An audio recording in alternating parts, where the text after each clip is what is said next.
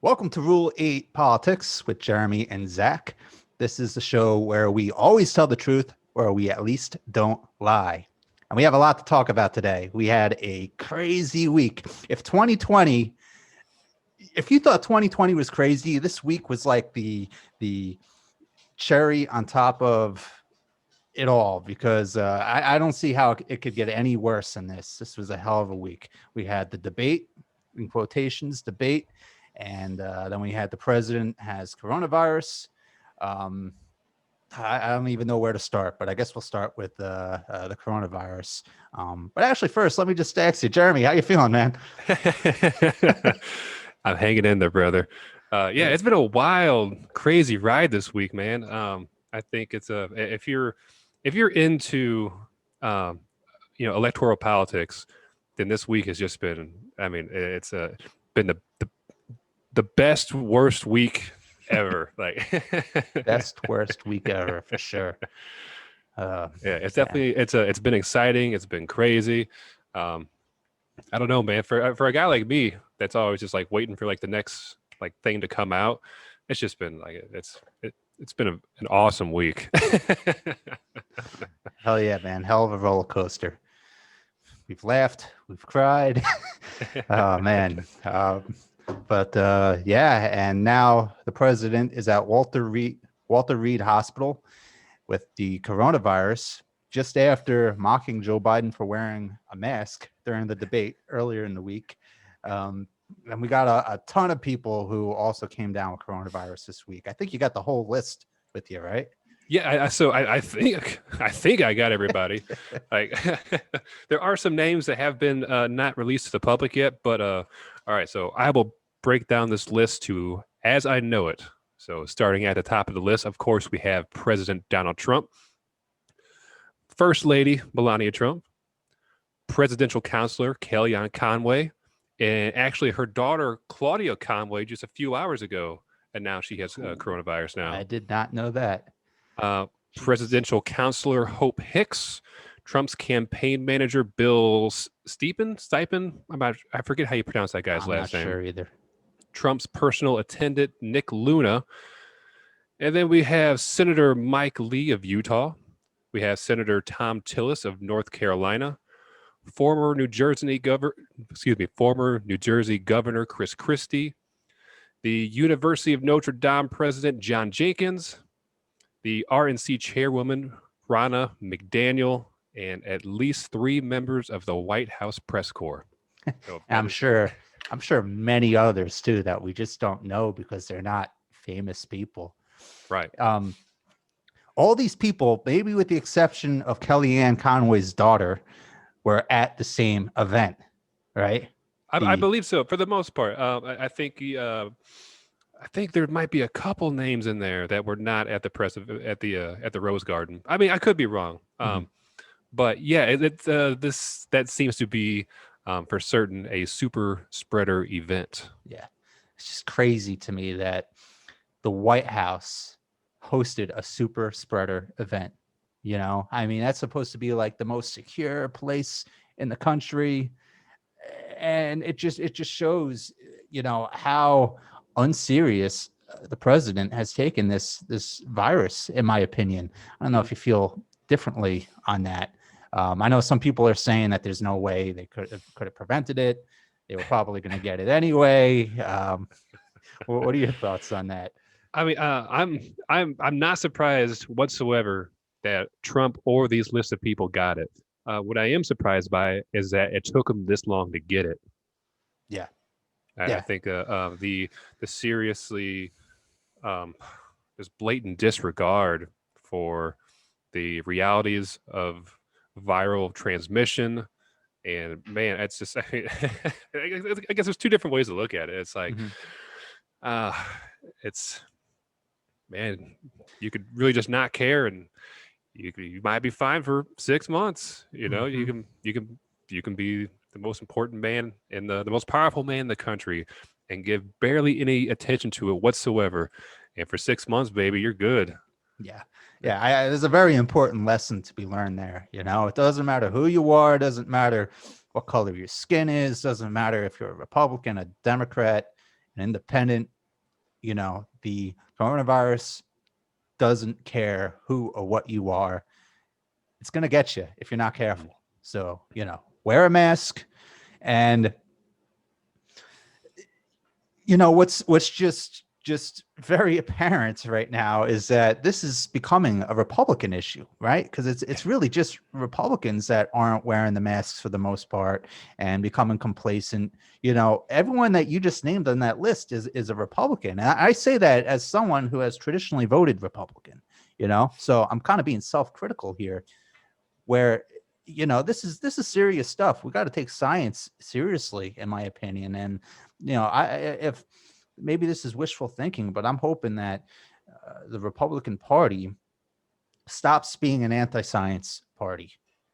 And that regards the virus, but also things like the environment. You look at that Saturday event where they were nominating Amy Coney Barrett. They're all hugging each other, kissing each other. It's just unnecessary. If Joe Biden was the president, this ceremony, it probably wouldn't have been for Amy Coney Barrett, but whoever they were nominating, probably would have been done virtually. If not virtually, everyone would have been sitting 10 feet apart, socially distanced, wearing masks. You wouldn't have Chris Christie kissing people on the cheek. I don't know who wants that anyway, but that's how this stuff spread. And it's just common sense stuff.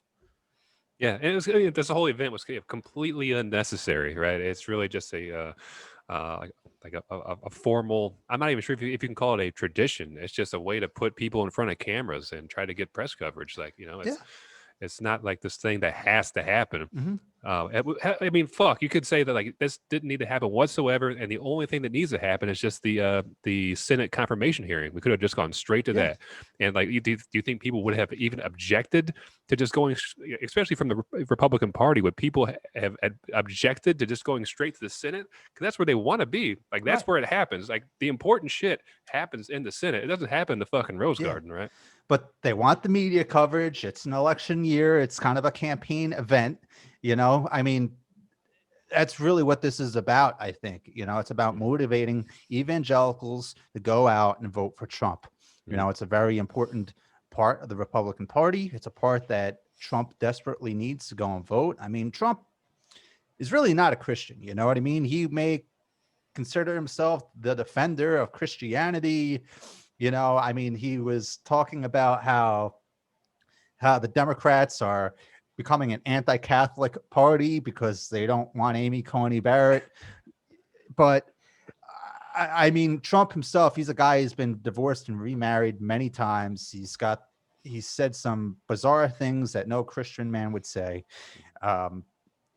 He needs to do something for the evangelicals to get them to show up and vote. And putting conservatives on the bench, that's really the best thing that he could do for them. So this was very much a campaign event in my mind. Do they even normally have these big ceremonies when they nominate somebody? Man, I don't. I honestly don't know. Perhaps they do. I would imagine it to be somewhat commonplace. Maybe it's something from I don't know, a more recent vintage that it became such a thing. But like I said before, this whole thing was unnecessary regardless. Yeah. It was just a question that just kind of popped up into my head. I'm really not sure either. But even more bizarre is the fact that they did this event on that Saturday. Then I think on either Tuesday night or Wednesday, they found out that Hope Hicks had tested positive, and she had been in close proximity with the president before that. Trump continued on to his fundraising event in Bedminster, New Jersey on Wednesday, when I think the timeline is a little bit messy here. We don't know if he knew at that time he was positive, or if, I would really hope not. That would be a real national scandal if he knew he was positive and went to this event. But still, they knew that Hope Hicks was positive, and he had interacted with her and he went to this event while awaiting his results. I mean, that's kind of a big deal, Yeah. and I think he hosted like a round table discussion or something with people. So, I mean, there's a chance that we start hearing about people who attended this event in New Jersey coming down with symptoms and getting sick. Yeah, it's unreal. I mean, Yeah. it's like it's really it's hard to fathom. It's hard to believe that we're. I mean, really, well, unfortunately, it's really not hard to believe that we're in this situation given the current president that we have. But any other administration, Yeah. it's I mean, like Ronald Reagan, for example. If Ronald Reagan was the president during the coronavirus pandemic, would he have just such a blatant disregard for the safety of himself, his family, and his fellow Americans? I mean, Yeah. I don't I don't think so. Yeah, I don't think so either. Yeah, I mean, they weren't even, his family weren't even wearing masks at the debate. Did you hear about this? Yeah, well, I watched it. Yeah, Yeah. I Well, think they walked in. They walked in wearing them. yeah, because they had to. They had to. Right. And then they sat down and they take the masks off. And a doctor who worked at the clinic goes up to the first family and they're like, "Hey, do you guys need masks?" And they're like, "No." They basically just denied it, and it was the rule too. I mean, Mhm. the Cleveland Clinic mandated that everybody in attendance wear masks. Yeah, it's so stupid. I mean, you don't win. There's no political gain, in my No. opinion, to ignore this. It's just irresponsible. It's a small thing that you could do to help protect, those around you. That's the very definition of patriotism, making a sacrifice. I mean, maybe it's uncomfortable wearing a mask. You don't like the way it fits. Maybe it's a little bit harder to breathe. I don't think it's all that much harder to breathe. Maybe that's because I just have very strong lungs. Who knows? But, it's not that big of a deal to wear a freaking mask. It's a very small sacrifice. And why do we call our soldiers patriots? Because they make sacrifices. They sacrifice, their family time by spending a ton of time away overseas, fighting for us, protecting us. And sometimes they make the ultimate sacrifice by laying down their lives for our country. So the definition of patriotism is making a sacrifice, a personal sacrifice for the betterment of your country. So, if there is anything political about wearing a mask, it should be that wearing a mask means you're a patriot.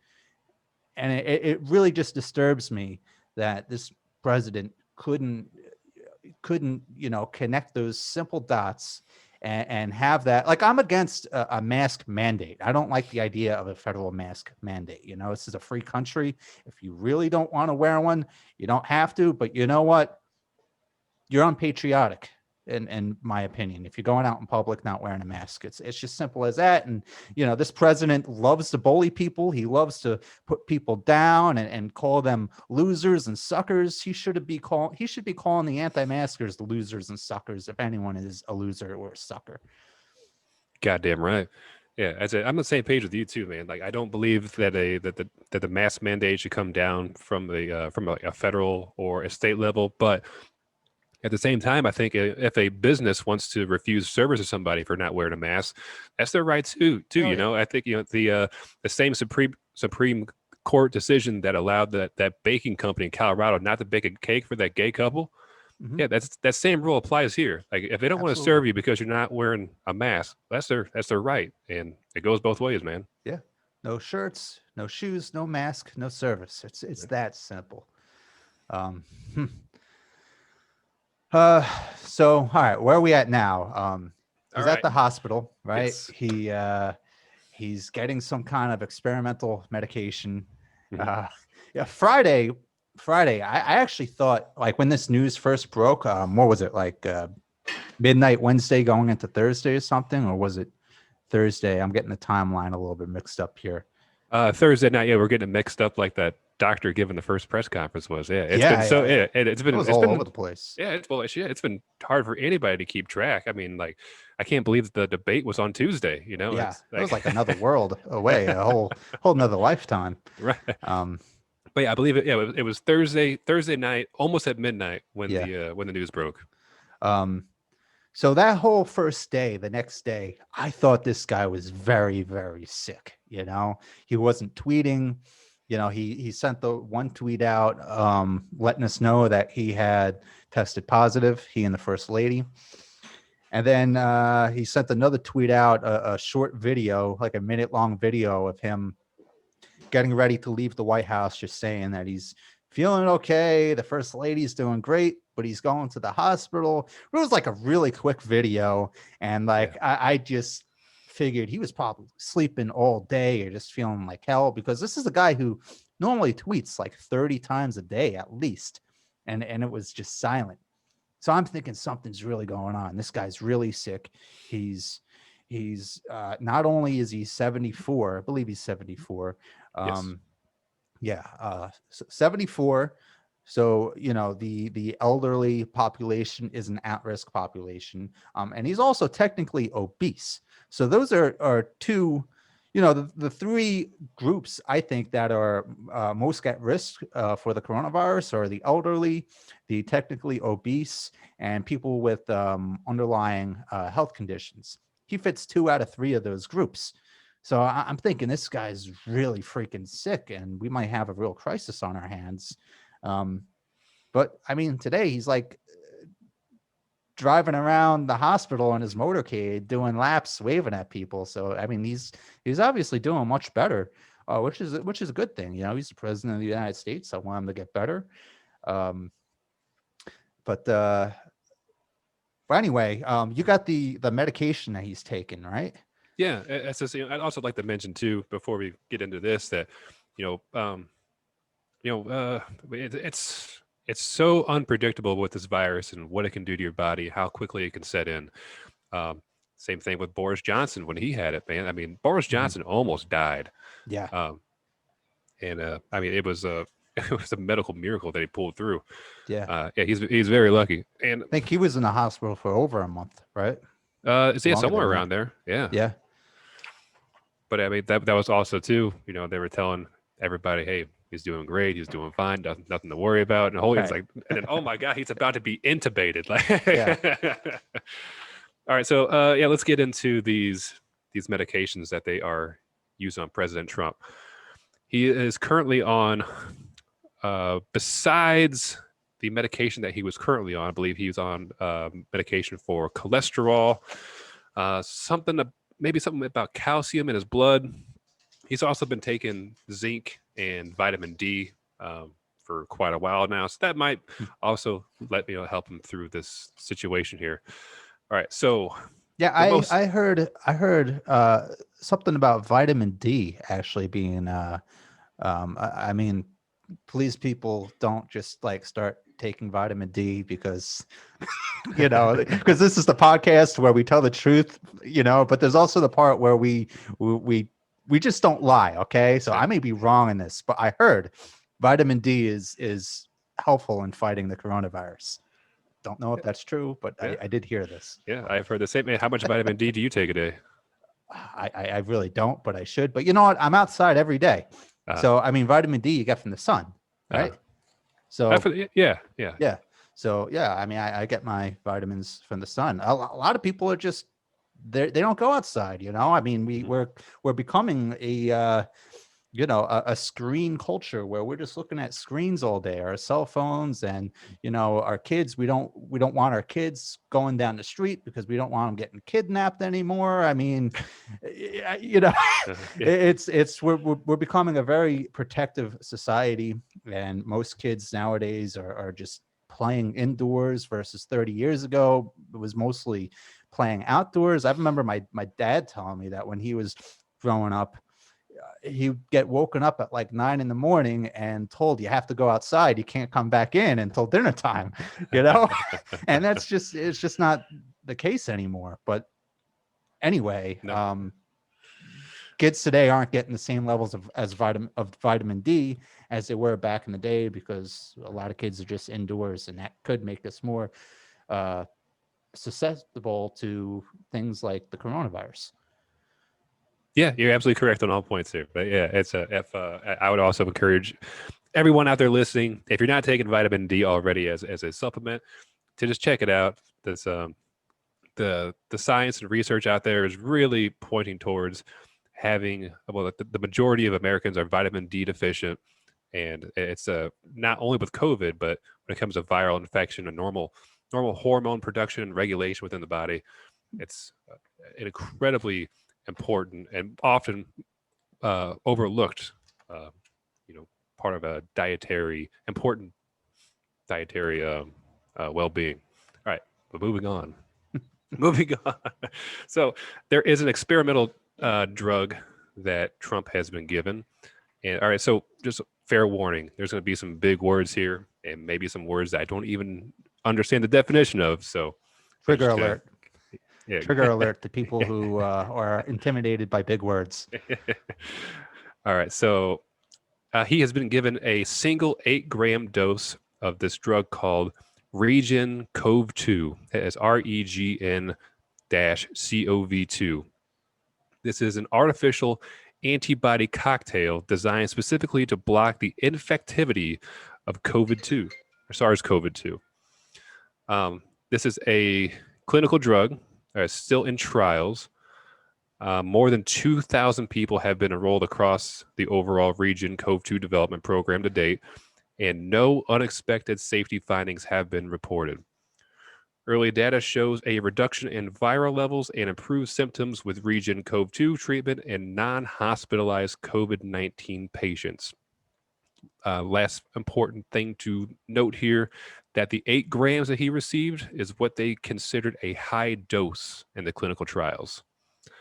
So you can look at it as potentially as also like the fact that he's hospitalized is worth noting, that they've only tested this on non-hospitalized patients.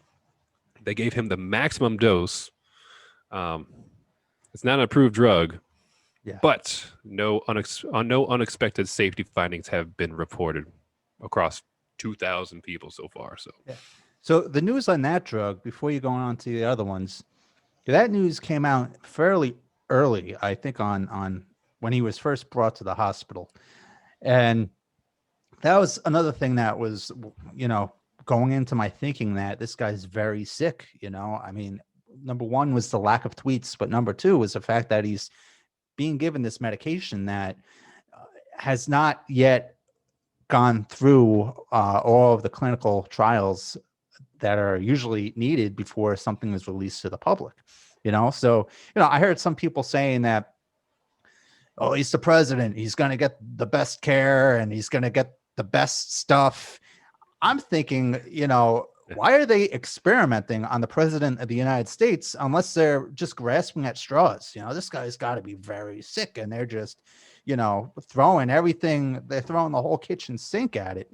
But I guess either I was wrong or maybe this stuff is just very good and they got lucky and now he's doing great because he had this medication. So I don't know. But anyway.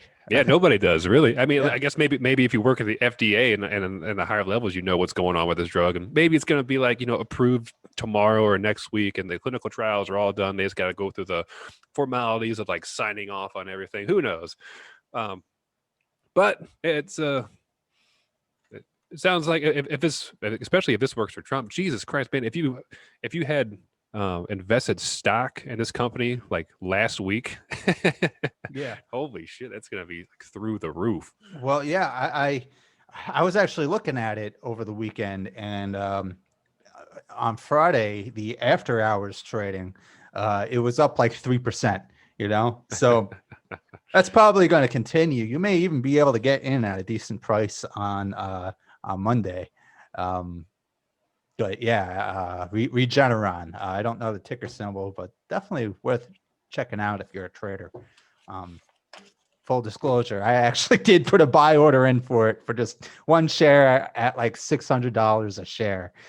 So we'll see what happens. I don't know if that's going to get filled, but yeah, definitely something interesting to speculate on.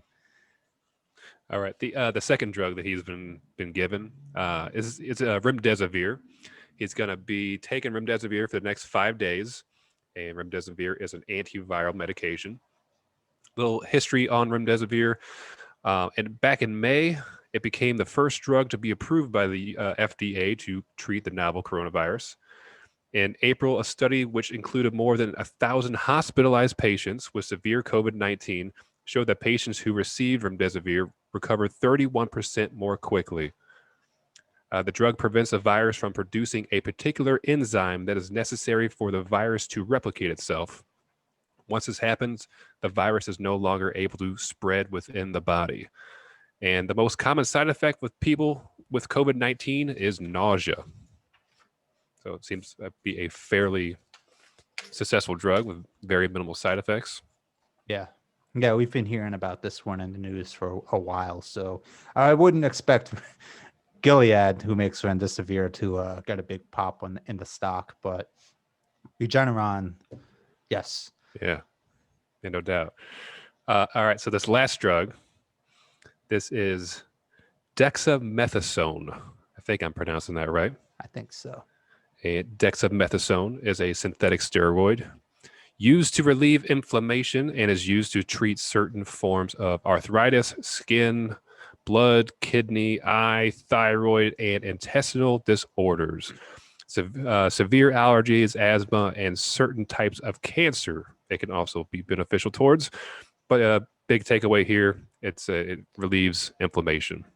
Mm-hmm. But this drug, out of the other two that we've mentioned so far, this one comes with some potentially serious side effects. And if you hear people now more than ever say or claim or propose that Trump concede power to Mike Pence during the treatment or during the course of his treatment, this is likely why. So side effects associated with dexamethasone include, these are common side effects, insomnia, vertigo, depression, euphoria, hypertension, increased risk of infection, confusion, irritability, and amnesia. Yeah, yikes. Yeah. Yes. So just let me finish this off real quick. So unknown frequency. So those last ones I mentioned were common. These are less common, and they're not so sure how frequent they occur, but they include osteoporosis, mania, psychosis, heart failure, seizures, muscular atrophy, and psychological dependence. And that psychological dependence, given that's with extended use, can result in death. So he's got really the best medical team in the world around him, at least we think. It's that in an ideal world, the president of the United States would have the best medical professionals around him. So, I mean, yeah, there's a ton of risky side effects here, but they're going to be monitoring him. And if he starts showing these side effects, they're going to counter treat it with something else or take him off the medication. I mean, I'm honestly not all concerned about it. I think if I'm going to speak honestly on the subject, probably now that concerned about it either. However, I think when the president of the United States is taking a medication that can potentially cause confusion and amnesia, I think at least it's worth talking about, worth noting. Yeah, and I guess not being naive to the ramifications that could stem from it. Yeah, that's true. That tweet that you sent me earlier from I'm trying to pull it up now. That's why I keep looking down at my phone. From Michelle Dauber. She's a professor at Stanford, chair of the Enough Voter. I don't know what that is. Let's see what Enough Voter is. Enough is Enough Voter Project. All right, so she's obviously a partisan trying to get rid of Trump. She's an author. She likes backpacking, skiing, and ranting. This tweet that you sent, I'm reading it, and she's basically saying that she was treated with this drug and following brain surgery. It is, as my team told me, I'm reading here directly from her tweet. It is, as my team told me, a drug that seriously messes with your mind. It's a bad drug. I could not wait to get off it. Unfortunately, you have to wean off, which takes time. Trump is incapacitated. I think the drive-by thing he just did is potentially a symptom of dexamethasone.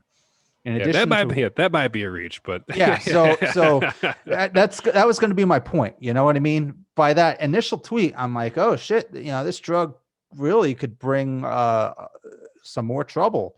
And then she says that the drive-by thing is potentially a symptom of him taking this drug. No way. That was the most classic Trump thing he could have possibly done. No doubt. I mean, there's no way he's not going to take advantage of a bunch of supporters waving flags and signs outside the hospital. He's going to want to go around, wave, and hear the cheers. I mean, the guy loves that stuff. He loves to be loved. Yeah, that was not.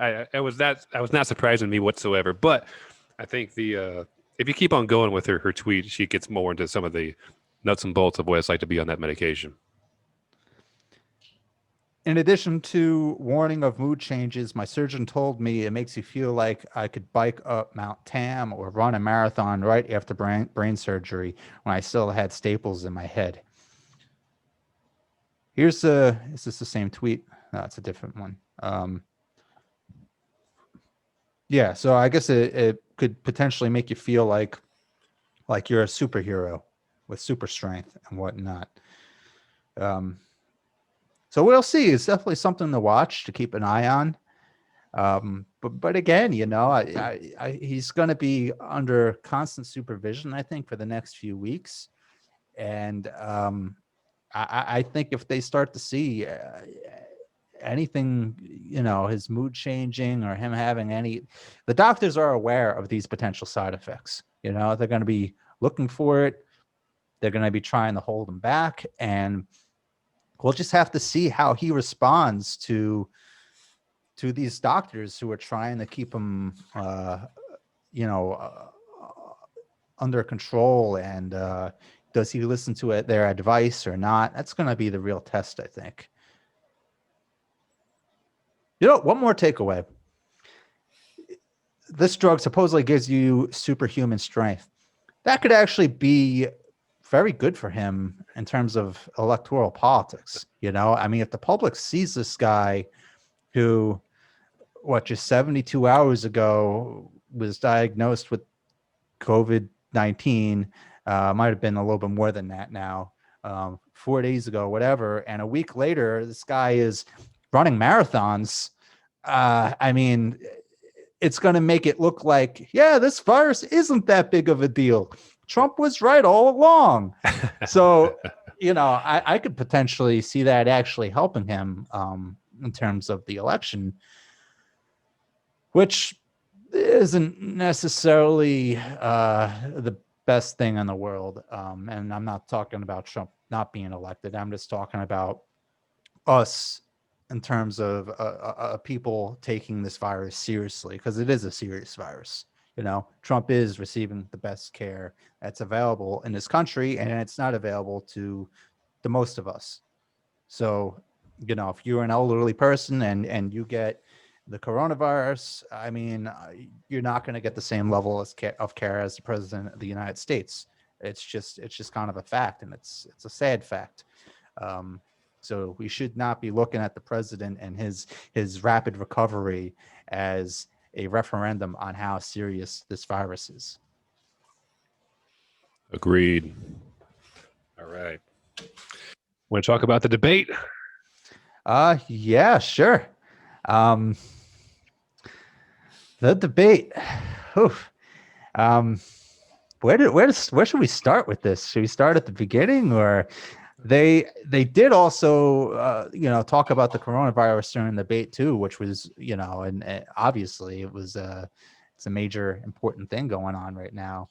And I already kind of mentioned this. It was just kind of like poetic justice with Trump mocking Biden for wearing the largest face mask he's ever seen. And then not even a week later, the guy's in the hospital with the coronavirus.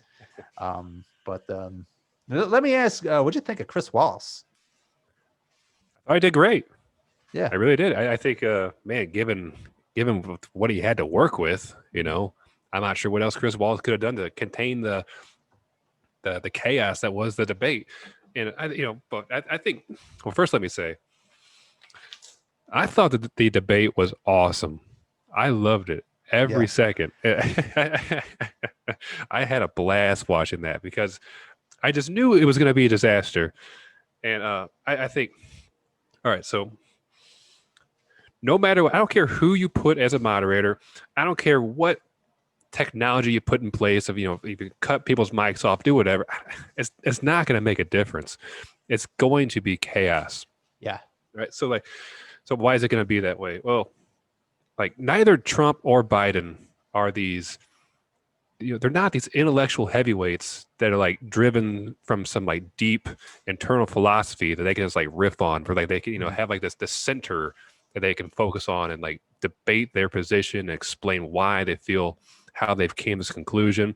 And the, a presidential debate is not the type of place that, also allows for that type of conversation either.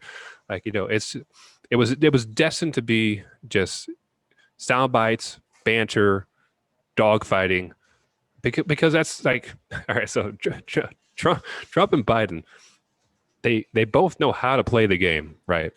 Like all they fucking do is play the political game. So we were, the American people were delivered exactly what we asked for. Yeah. Two old men just fighting. It was a real dogfight. Absolutely. Yeah. Do you think one of the dogs got the better of the other, or do you think there was a winner, or what? Man, I think in my book, I think the way I guess perceive it looking back on it. But first, I watched the debate live on Tuesday night, and then I listened to it on Wednesday morning. It's a very different experience watching it versus listening to it.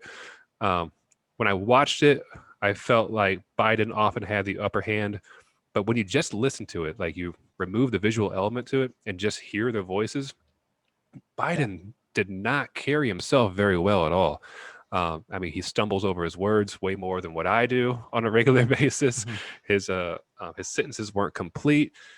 He just that was Nixon versus Kennedy right there. Yeah. Basically that was like the first televised debate.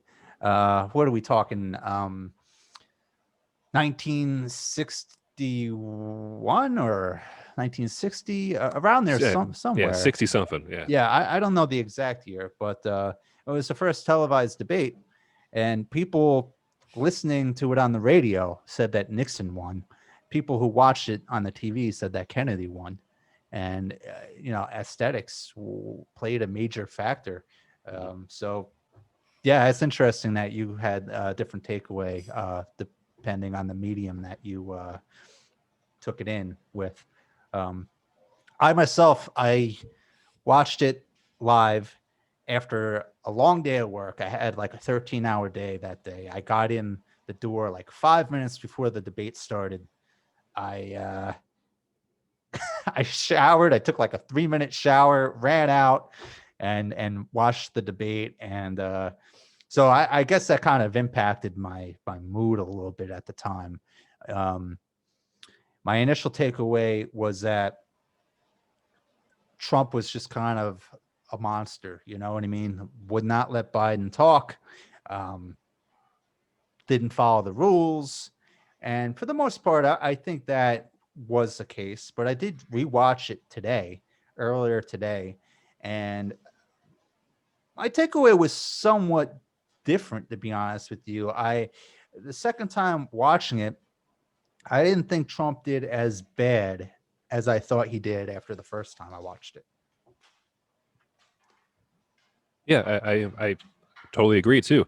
I think maybe I don't know. Maybe the way I've been thinking about the debate now is whether or not like who won or who lost, but was the voter base for either party charged? Like, did they get what they wanted out of this debate? And I think absolutely they did. Hold up, just 2 seconds. Mhm.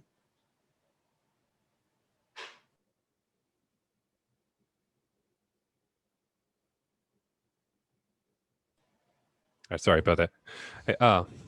So I think half of America wants to look Donald Trump in the eye and say, "Shut up, you're a clown. You're the Shut worst up, president man." we've ever had." Yeah, and Uh, the other half of America wants to look Joe Biden in the eye and say, "You're controlled by the left wing socialists. You can't even say law and order." That's all this, that, and this crazy stuff. So I think America, if you're either a Republican or a Democrat, you got what you wanted from your candidate out of that debate performance. I don't think anybody in Trump's camp was disappointed. And I think, well, maybe some people in Biden's camps were disappointed because he kind of let Trump walk on him a little bit. But I think overall, in general, America got what they wanted from that debate. we got what we wanted, and we all lost. Yeah. We got we got weird, what we deserve. yeah, a weird paradox there. I did not like how much Trump argued with Chris Wallace. A lot of people criticized Chris Wallace. I watched Ben Shapiro's reaction to the debate, and he was basically saying that Chris Wallace did a horrible job. He essentially became a part of the debate, fighting with Trump. And I didn't see it that way. As the moderator, it's your job to make people shut up when it's their turn to shut up. Make sure they don't talk over the other person. And I just thought he had a very difficult job. I really didn't think Trump, for the most part, was listening to the rules.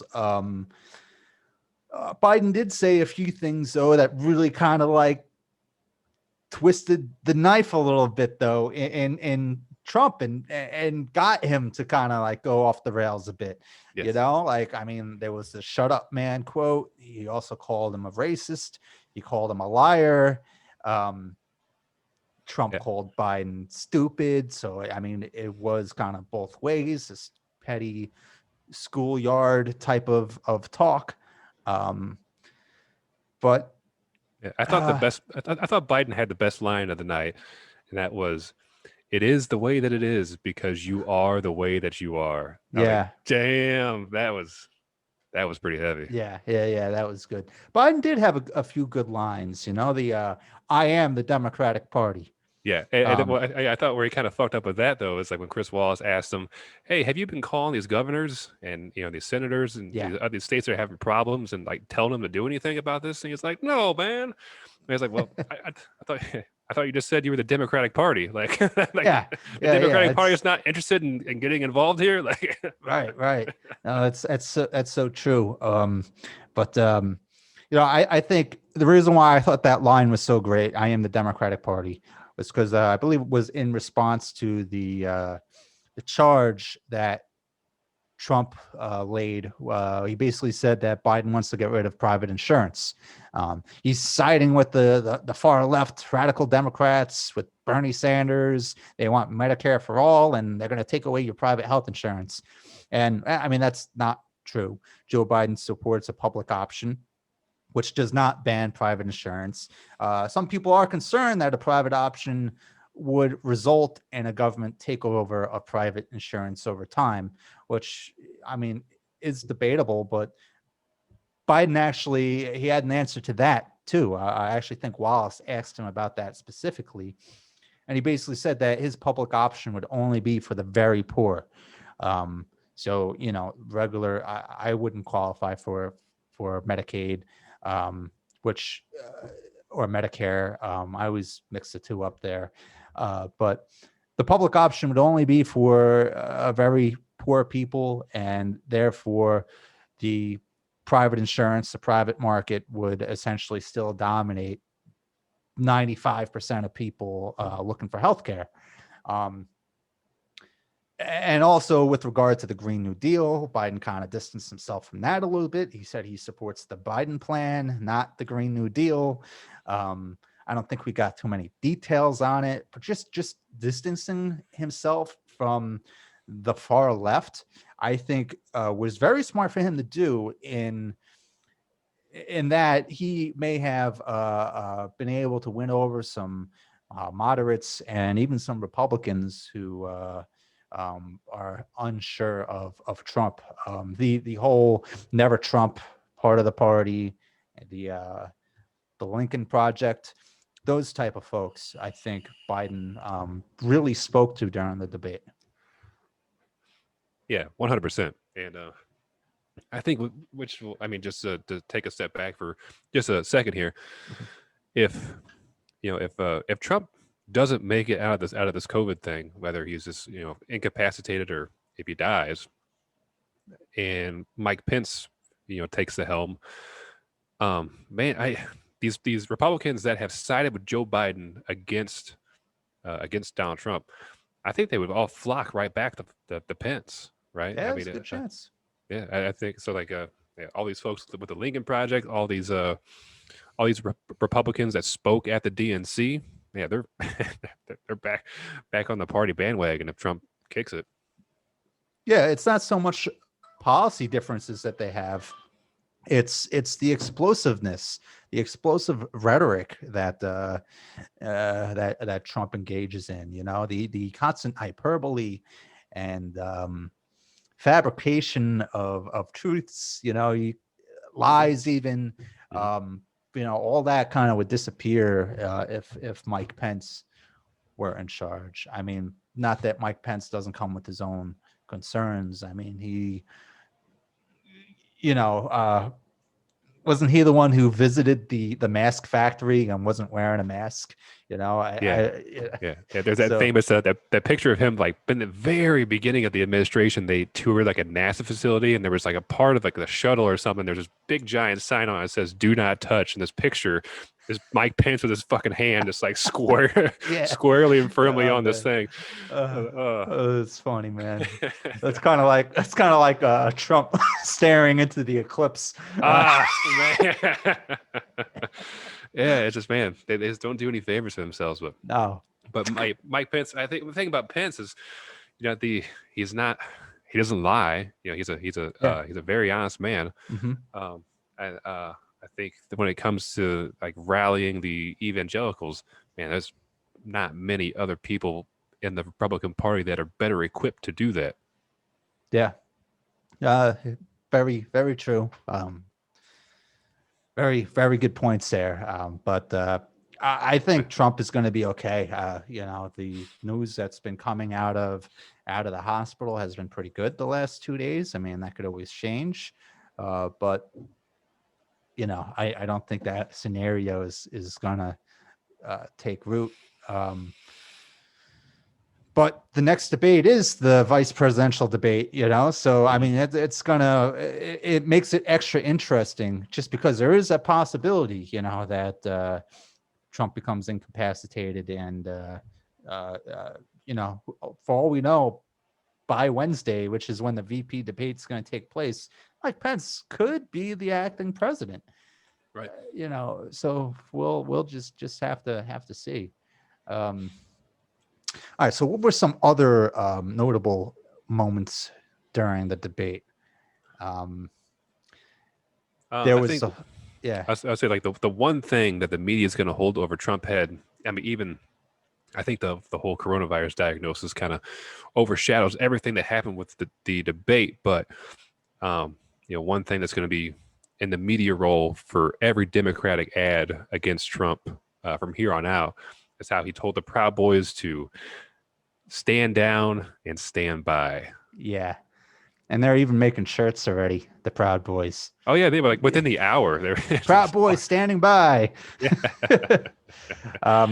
Yeah. So, all right. The obvious question is, who the hell are the Proud Boys? All right. So, yeah, the Proud Boys, they are a rambunctious group. I think are they white supremacists? Most of the time, no. I would not define the Proud Boys as a white supremacist group. I think, given some of their tenets and the things that they stand for, some white supremacists or alt-right or alt-light type individuals gravitate towards him. So just real quick, Gavin McGinnis founded the Proud Boys back in 2016. Gavin McGinnis was the founder of Vice. He had Vice Media.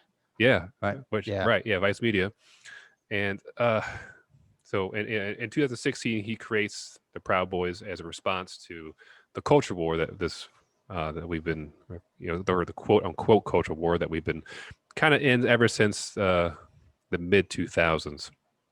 I think let me I guess describe, or let them in their own words describe who they are and what they're about.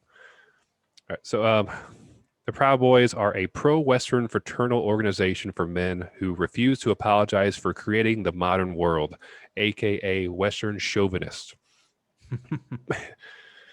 So I mean, that's also some inflammatory, a purposely used inflammatory language, but I'll keep on going on.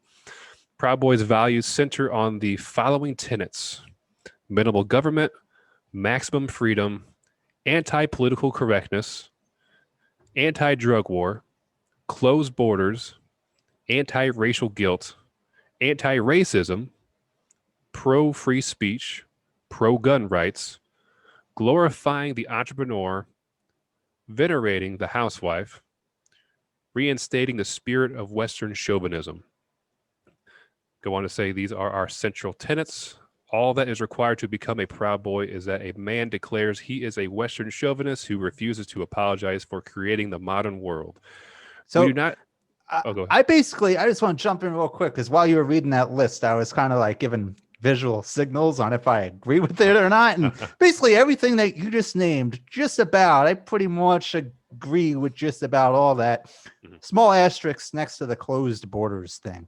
Right. I don't believe in open borders, but I don't necessarily believe in closed borders either. I think the door should kind of be cracked, Mm-hmm. We should definitely let in people, but it needs to be controlled.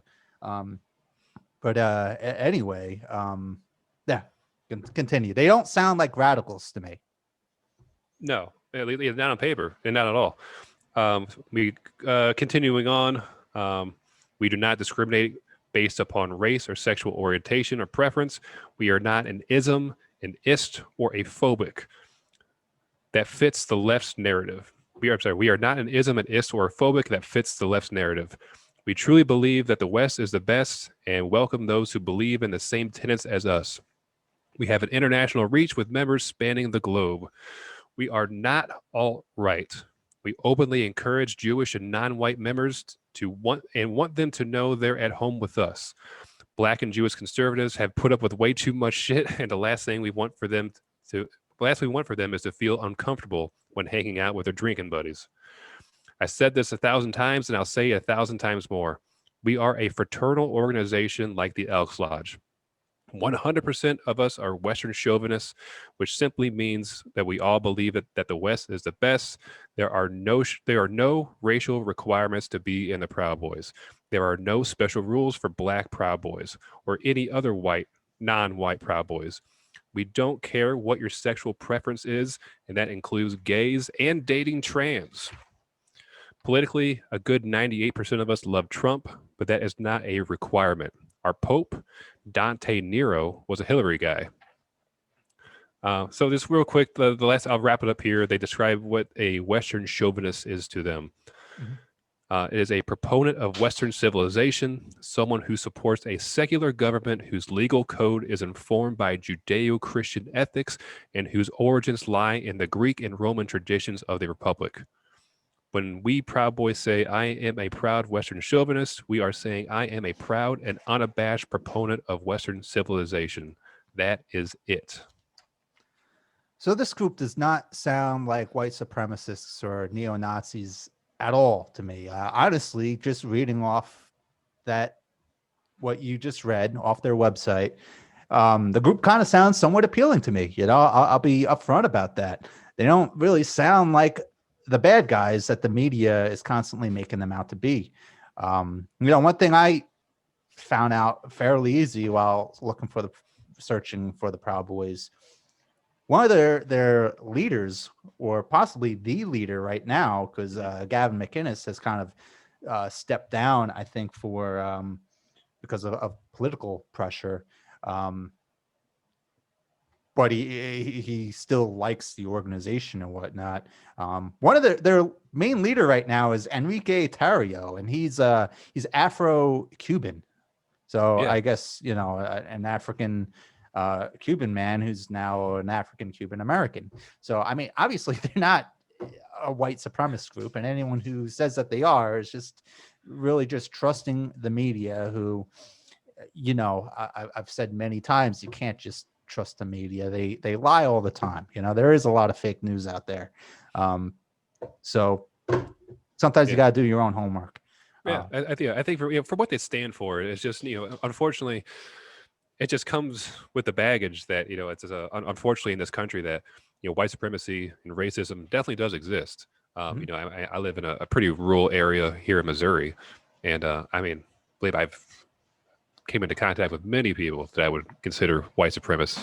I've worked for people that I would consider that I know them to be white supremacists. There's people in my community that I know to be white supremacists. So when you see a right wing organization that's willing to put people boots on the ground, it's just that people like that just generally gravitate towards them, right? So while not being a supremacist organization, it does attract some of those members sometimes, and they just have to do a very careful job of removing those people within their ranks. Yeah, I think it'd be a difficult task, but it is possible. Mm-hmm.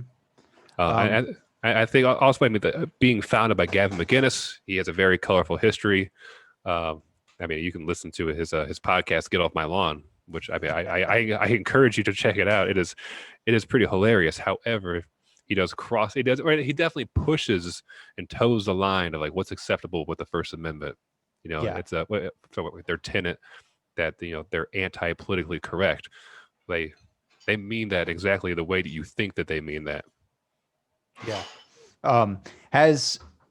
Has he or the Proud Boys ever participated in violence or incited violence in any ways, to your knowledge? If you watch the demonstrations, of course, you're going to see people from.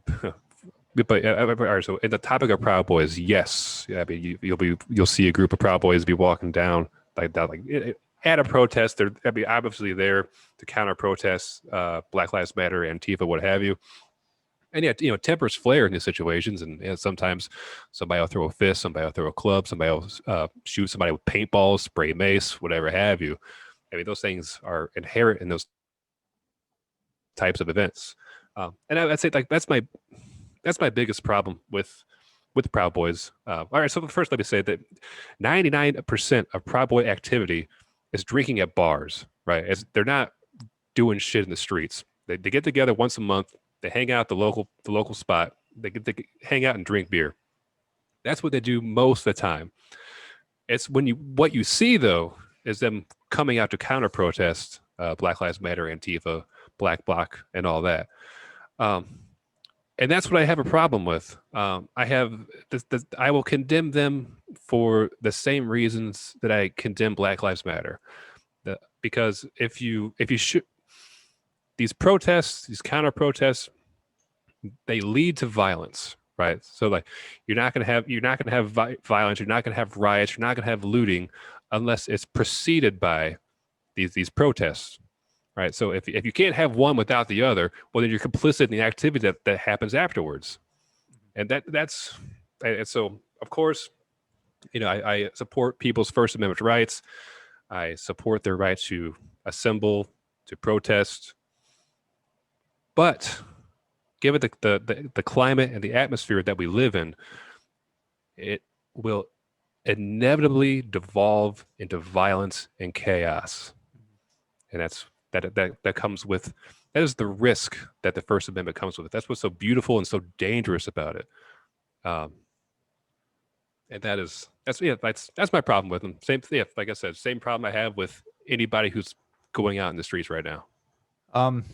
So I may be completely wrong on this, but based off the limited research I did, every time I tried to look for an example of the Proud Boys starting fights or being violent, really every time it was always more in defense, more in self-defense, because Antifa, they seem to be the real agitators. And I mean, this predates the whole virus thing. There was an incident supposedly in New York City at the Republican Club a few years ago. I think it was Gavin McInnes who was giving a speech to a bunch of his supporters, the Proud Boys, and Antifa showed up, all dressed in black with masks and whatnot. This is before the virus, so there's really no reason to be wearing a mask unless you want to do something criminal and not get caught. These Antifa figures show up and start fighting with the Proud Boys. And of course, they're going to defend themselves. They call themselves the Proud Boys. They're not just going to run away, So it's kind of like, what do you expect? And because the one group was wearing masks, they had their identities concealed and the Proud Boys weren't. A bunch of Proud Boys ended up getting arrested. And I think like 9 of them, they call them the New York City 9. Some of them are in prison and stuff. For this big Royal Rumble that went down. But other than that, I couldn't really find any like concrete examples of the Proud Boys being violent. And even that one was more in self-defense. It seems to me that it's really Antifa. And this is kind of what Trump was saying during the debate. I take issue with how Trump said it, but it seems to me that Antifa really is the larger concern. And the Proud Boys really, I mean, you got one guy who dresses like a Greek soldier and just like shows up at Antifa rallies. And these videos keep on surfacing of the same guy being chased by mobs of Antifa people just for dressing up like a gladiator or whatever. I mean, they have they're kind of like they're kind of like humorous provocateurs in a way. They, even when you were reading the description off their website, there was humor thrown in there. They're not a dead serious group. I mean, if I would expect, if you're reading information on the KKK or a neo-Nazi organization, it's going to be all doom and gloom and evil. There's not going to be comedy in there. Right. So to emphasize on the silliness of the whole organization too. Like if you're going to join it, you get jumped in, right? And so when you get jumped in, you get a group of guys that are like kind of hitting you on the arm, and then you have to name 5 breakfast cereals for them to stop. And then after that, you're in. So, oh man, yeah. I mean, that's funny. You know what I mean? Yeah. And it's, I guess part of it is, kind of pushing back on the pussification of America, which is kind of an ongoing theme that a lot of conservatives like to talk about. I do think it is kind of a real thing. We are becoming a weak, soft society, just culturally. And, it's just kind of like a pushback against that. I think they encourage each other to work out and, they just seem to me like an interesting group. But anyway, I think we kind of basically already said that this is not a white supremacist organization, even though they keep being called such. Where was I going with this? What do you think? Oh, okay, I know. What do you think Trump actually meant when he was saying stand back and stand by? Hold on. I'm so sorry. Yeah.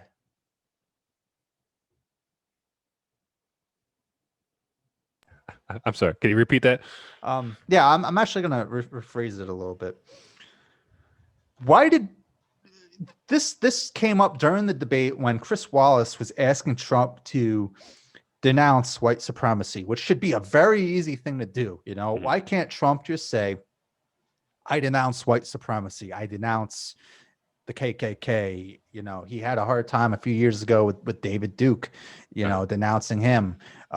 This has been a recurring thing throughout the Trump years where, Charlottesville, although if you actually listen to that whole exchange, the Charlottesville situation from a few years ago I'm referring to, he actually did denounce neo-Nazis and white supremacists, but the media does what they do. They just twist things. They lie, and all they play is the part where he made the moral equivalency, the so-called moral equivalency. There were good people, very fine people on both sides, and that's all the media plays. They don't play the part where he says, but I'm not referring to the neo-Nazis and the white supremacists. He said that at the same time. So that being said, he knows how the media picks apart everything that he says. He knows that the media doesn't treat him very fairly. Sometimes it's justified, but sometimes it's not. Why can't he just speak clearly, which, by the way, is another one of Jordan Peterson's rule? Speak clearly, right? Not sure which one, but it's very important, speak directly and clearly. Why can't he just say, I totally denounce white supremacy. It is evil. Why couldn't he do that during the debate when, probably more Americans are watching that debate than any other Trump event for the past 4 years, and people around the world too. He had a lot of eyeballs on him. It was a simple thing. Right. I think I would speculate there are two reasons. All right. Well, speculation. So the first would be that he wants their vote. During the debate when there was a couple times where he told Biden, you just lost the far left. Like, in that same respect, Trump doesn't want to quote lose the far right. Yeah. I think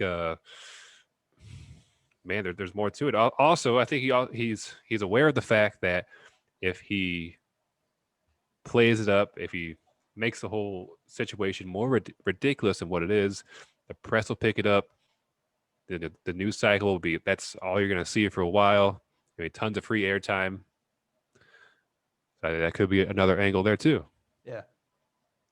Another question.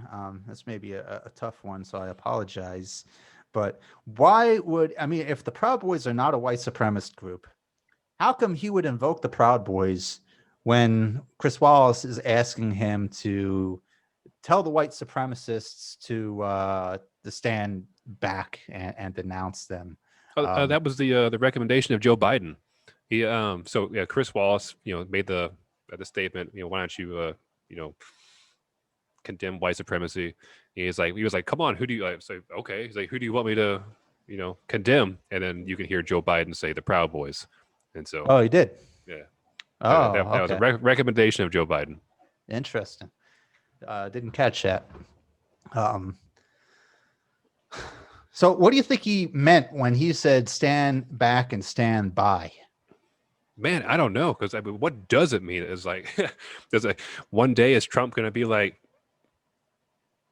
it's time to stand up? Yeah.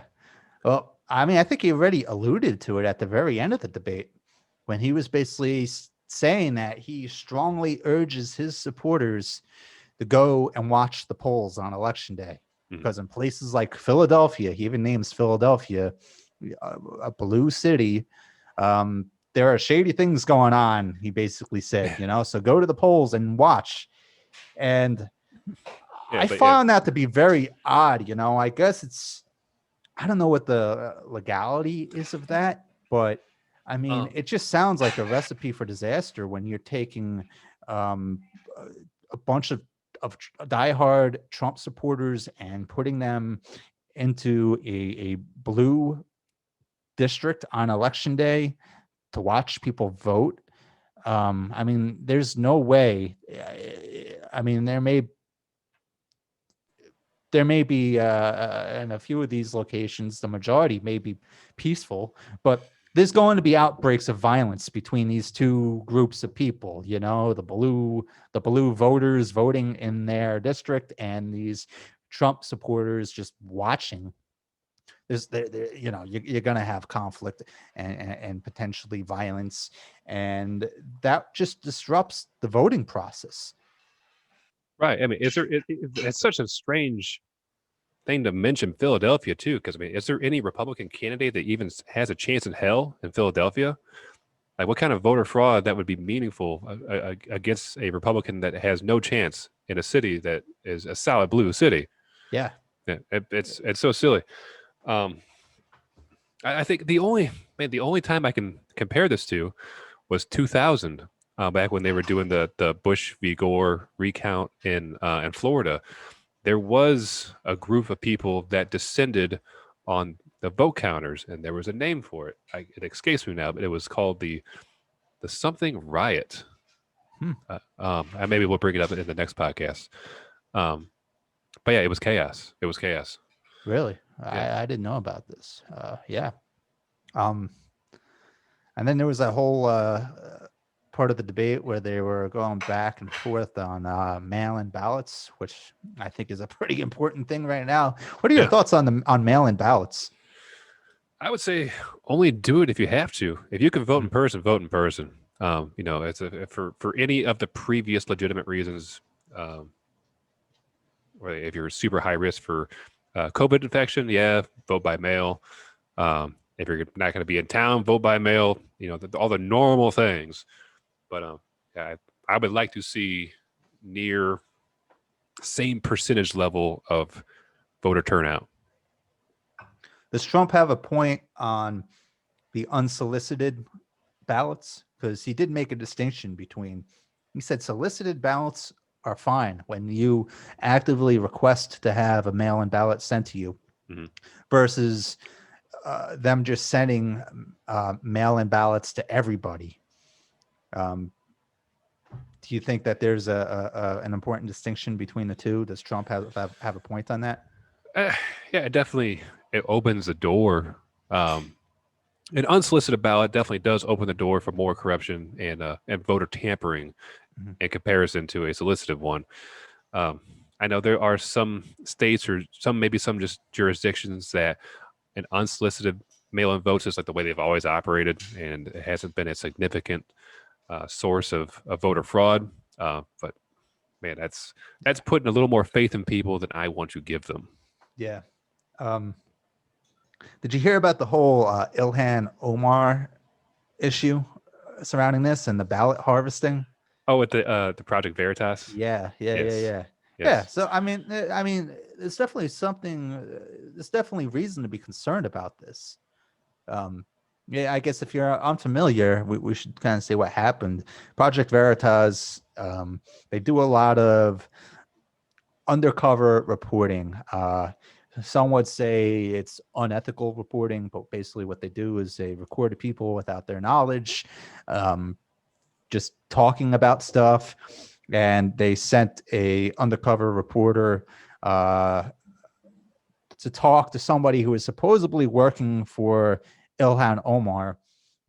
And what they were doing was harvesting ballots. This guy was basically saying that his car is full of ballots right now, that they could just write Omar's name in. She's, of course, a congresswoman in Minnesota, is it? She in yes. Minnesota? Yeah. Um, and she's one of the so-called the squad members that conservatives don't like. She's one of the far left New Democrats that just came to power 2 years ago during the midterms. Um, so I mean, there's definitely a concern in my mind about mail-in voting, and I think I've kind of began to change my mind on this a little bit. I was initially thinking that, look, there's a pandemic. People shouldn't be lining up and voting in person. We should be doing mail-in voting. But this is just becoming more and more controversial.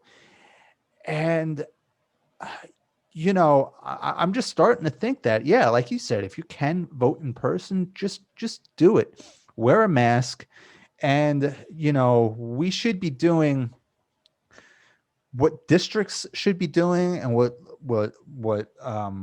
state governments should be doing.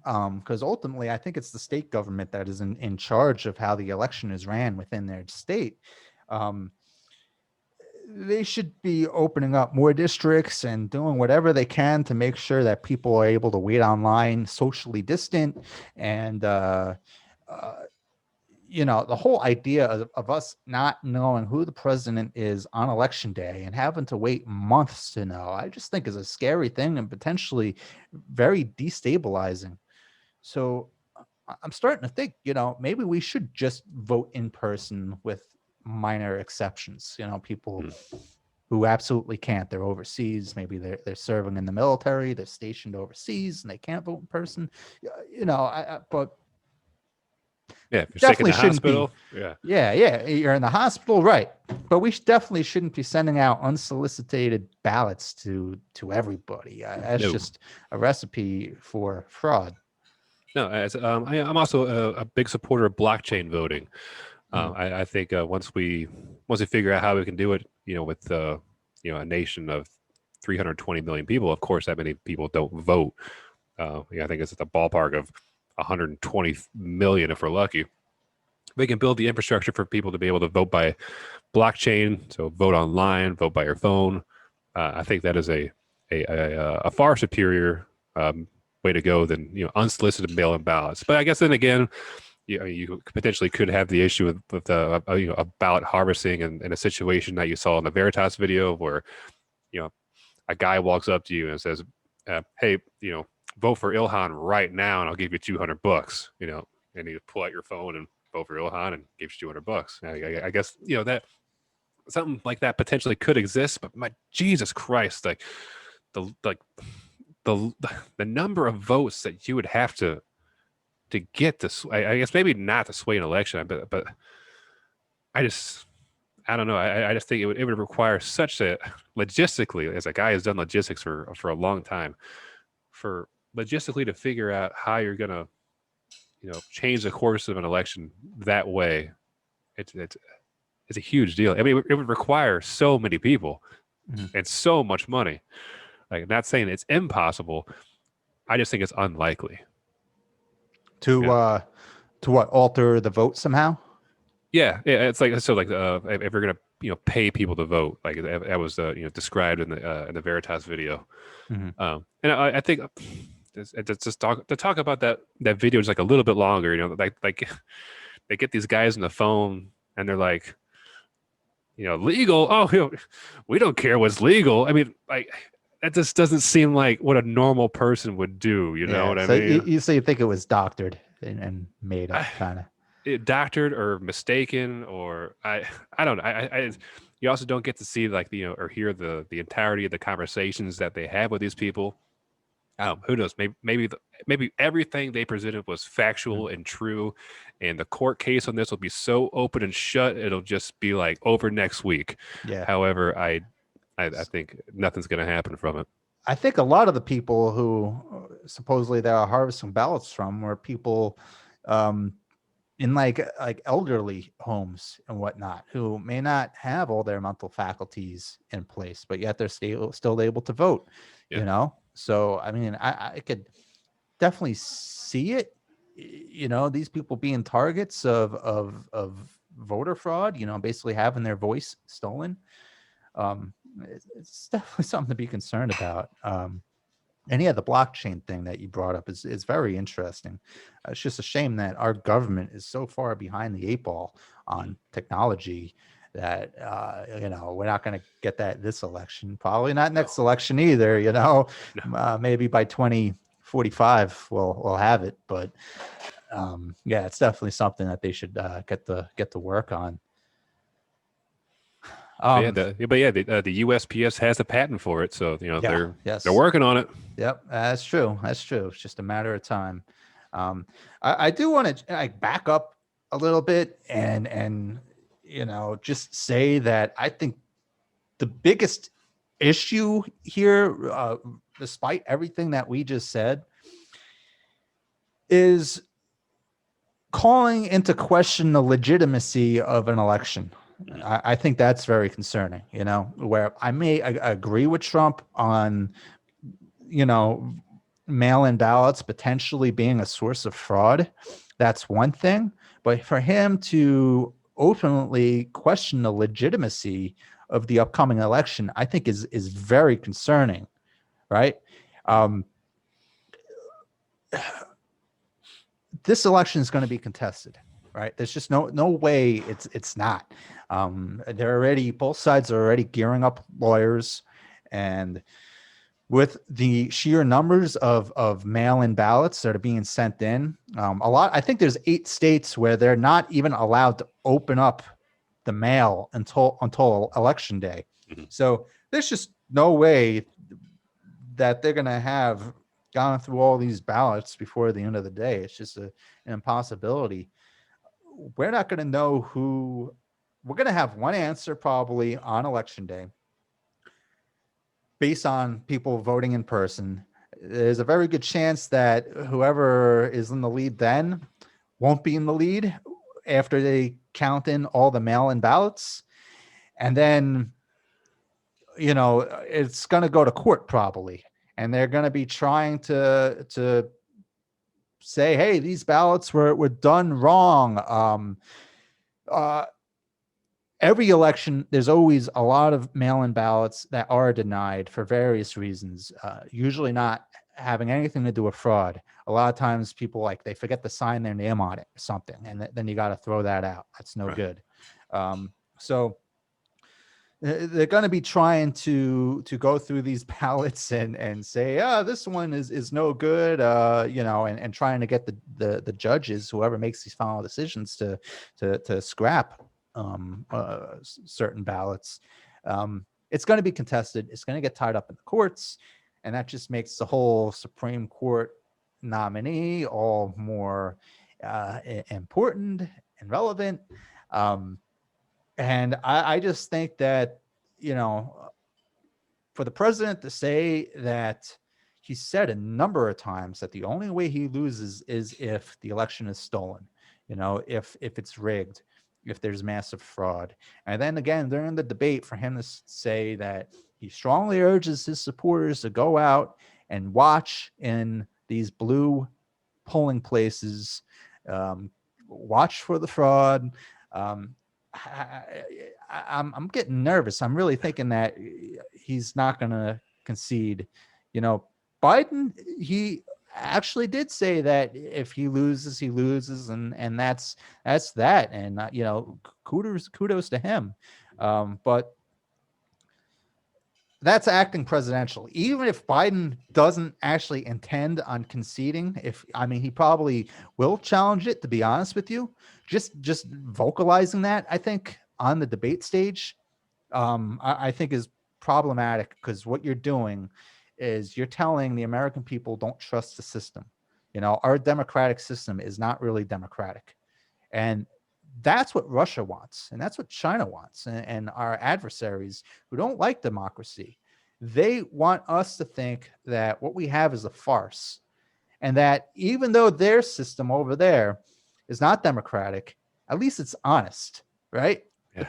People in China, they don't vote for their leaders, right? Xi Jinping was not elected by the people, but all the people know that. They're at least not, they at least don't think that they're voting, there's no charades going on. So they want us not to trust our system anymore, and to instead say, hey, maybe China's system is a little bit better because they're at least honest about it. And they're effective. They have a highly effective government over there in China. There's no way of denying that. So kind of went on a rant there, but I just did not like the whole, delegitimizing the calling into question the election that Trump did at the end. That was very concerning to me. Yeah, me too. And we talked about this a little bit in our last podcast, and this, I think, unfortunately, that this election is not going to be decided at the ballot box. This will be decided in the courts, one way or the other. There's going to be, I need to check out now, see how many cases is up to, but there was like last week there was 250 cases about ballot access and things just regarding the election. So. It's going to come down to whose votes do we keep, who do we throw out? Do we throw out? It's just going to be a giant freaking mess, and it's going to be a test and a strain on our democracy. Yeah, I definitely think so.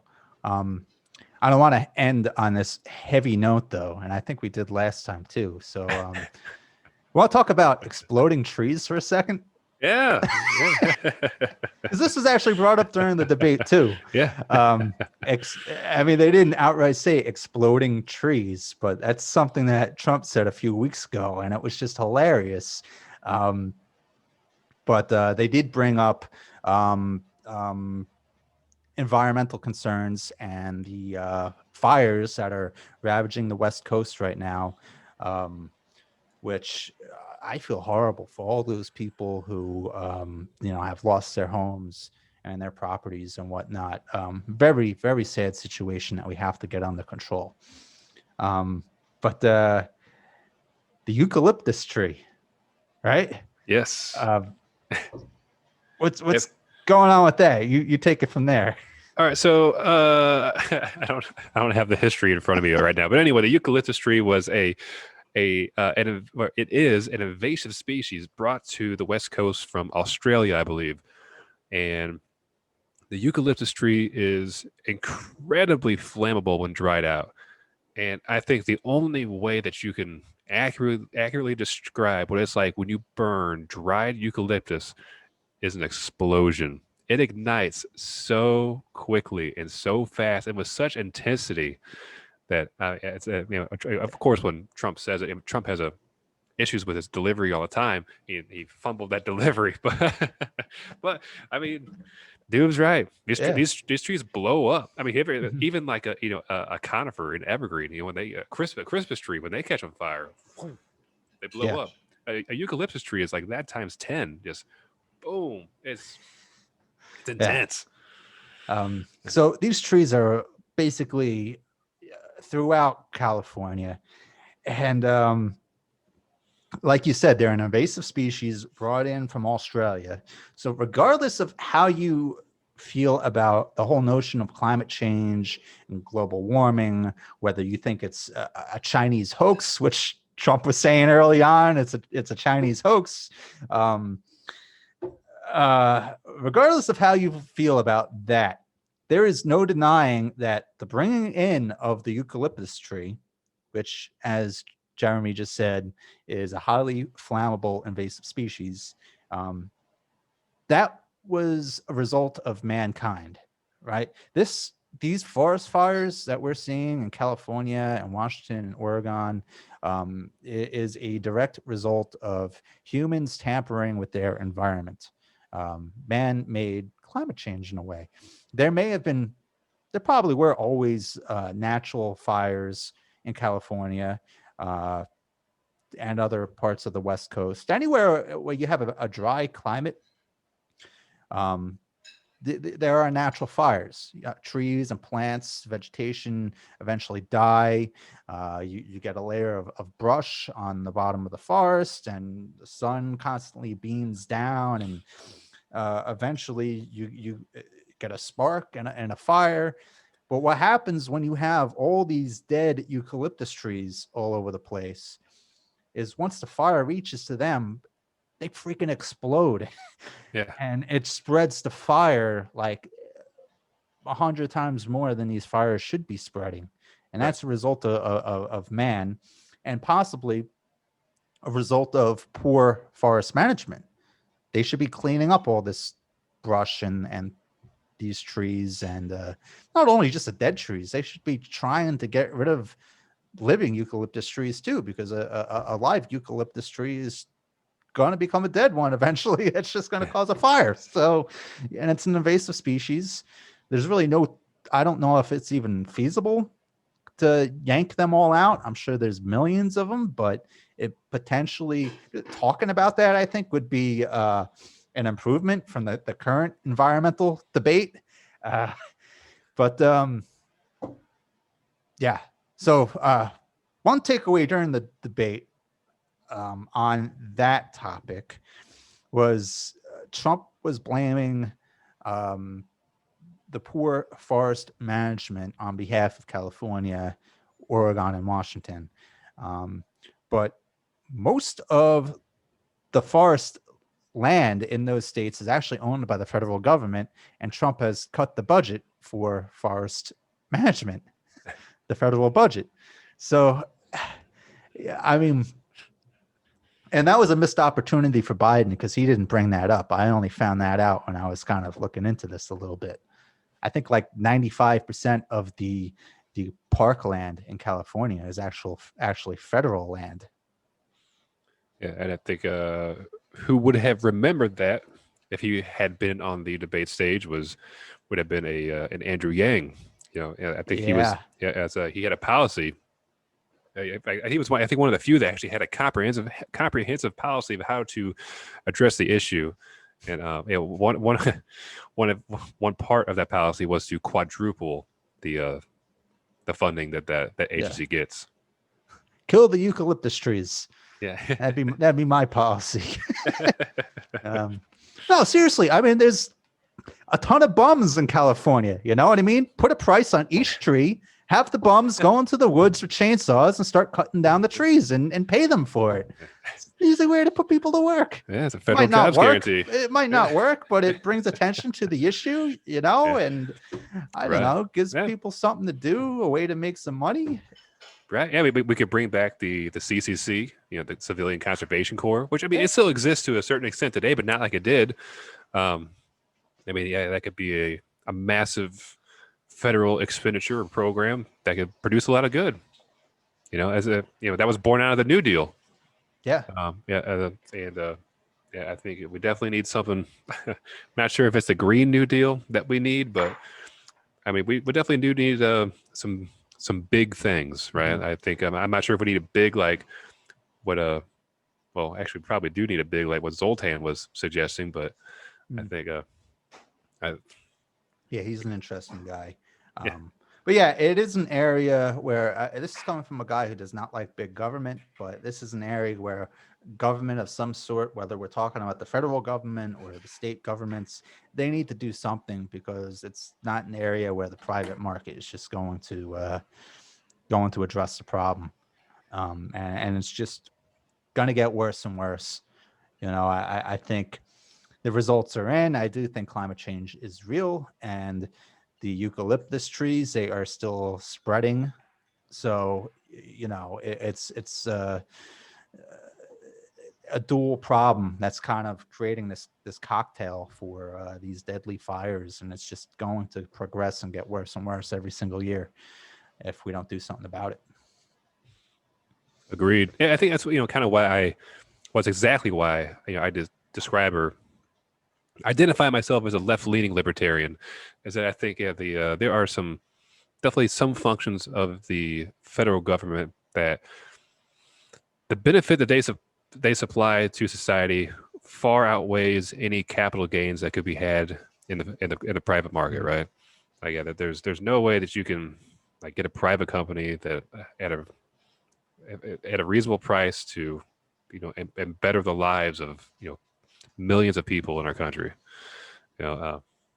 Perhaps I'm wrong. Perhaps the federal government just contracted all the way down. But I think like we were able to make the Civilian Conservation Corps things a resounding successful program.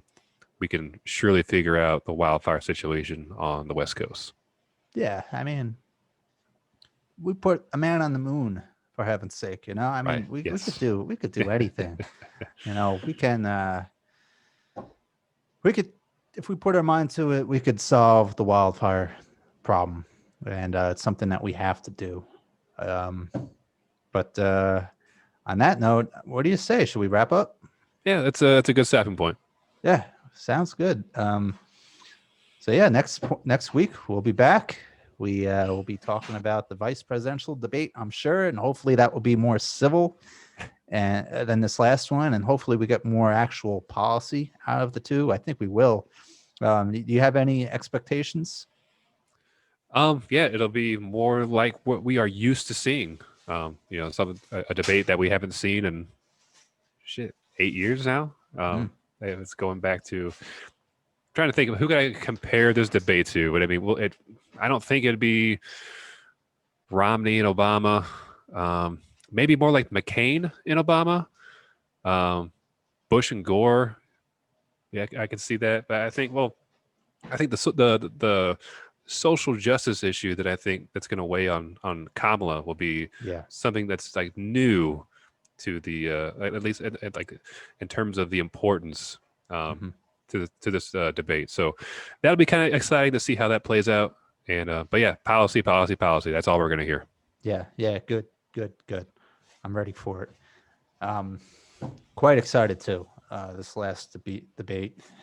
I know you said you loved it, but I thought it was a little bit of a doozy overall. I mean, it was entertaining, but just not really what I wanted from two people vying to be the most powerful person in the world. One other thing I want to mention that I'm also looking forward to regarding Kamala Harris is the confirmation hearings for Amy Coney Barrett, because Kamala Harris is actually on the Senate Judiciary Committee. So she'll be one of the senators questioning Amy Coney Barrett on her beliefs and on her resume and whatnot to see if she's fit to be a Supreme Court justice. And that's going to be interesting. In a way, that will be like the real vice presidential debate. Yes. I have mixed feelings about that, because I think it will be interesting, that exchange, when it does happen. But in a way, I mean, obviously we know going into it that Kamala Harris, I always mispronounce her name, and I don't do it on purpose. And I know this was a controversial thing a few weeks ago. I think I forgive you. Name? Tucker Carlson mispronounced her name on air, and it was very controversial. I'm not doing it on purpose. For you and for anybody else listening, it's comma, like the punctuation mark, and la, Kamala Harris. So the confirmation hearing for Amy Coney Barrett, when she questions the judge, that will be very interesting. Not sure if there's a date for that set, but yeah. Anyway, I guess I'll see you all next week. Any final words, Jeremy? No, you close us out. All right. Thanks for tuning in, everybody. It's been a wild week, but man, everybody hang on, because this train is only going to further derail off these tracks. And oh boy, it's all right. So like we're at 9 right now. It's going to be 10. We're going to hit 11. But brace yourself for 12. We're not there yet. You got to hang in there, everybody. It's going to be okay. We're going to make it. Buckle up.